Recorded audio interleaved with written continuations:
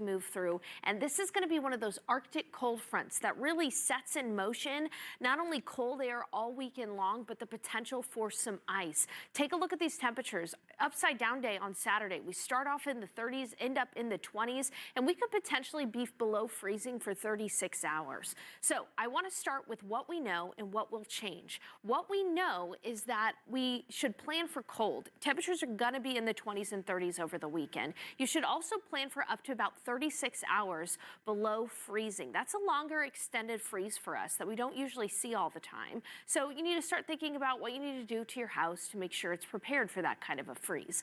Finally, you should plan for at least some ice on Saturday. That is starting to become clearer and clearer. We will likely have icy precipitation on Saturday, potentially even into Sunday as well. And what could change from now until when we see that forecast actually roll around on the weekend are the impacts. As we get closer to the weekend, potentially Thursday, Friday, that's when we'll have a better idea of what the impacts will be, because the impacts depend on how much ice we get. And when we talk about ice accumulation, there is a large range of what can happen depending on how much ice we get. If we just get a glazing of ice, we'll have minor impacts, slick spots on sidewalks and roads. But if we get up to half an inch of ice, that means we could have widespread power outages from sagging power lines, downed tree limbs. So a huge difference on impacts based on how much ice we could get. And we simply will not know what kind of ice we will get until we get closer to the weekend.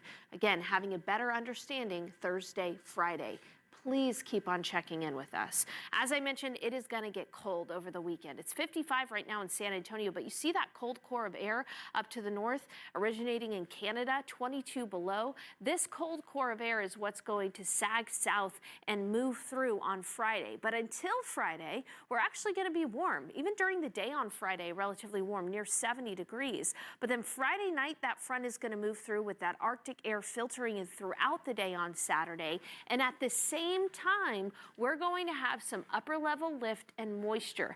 These ingredients, the cold, the lift, the moisture, this is what gives us confidence that we're probably going to see some ice on Saturday, potentially even lingering into Sunday as well.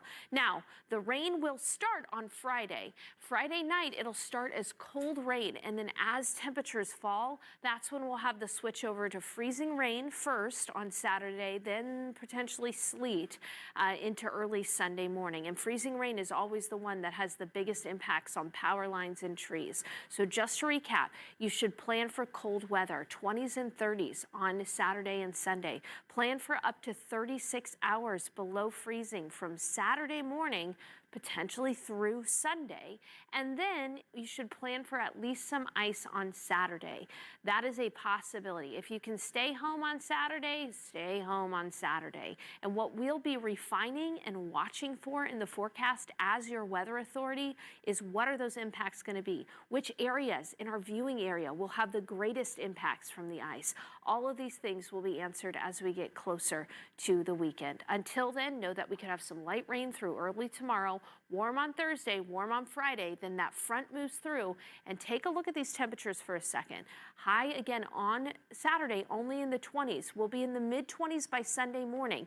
And we could potentially stay below freezing on Sunday. It all depends on how quickly the system clears out. Otherwise, by Monday, a cold start, likely getting above freezing on Monday. We'll have another cold start on Tuesday, but by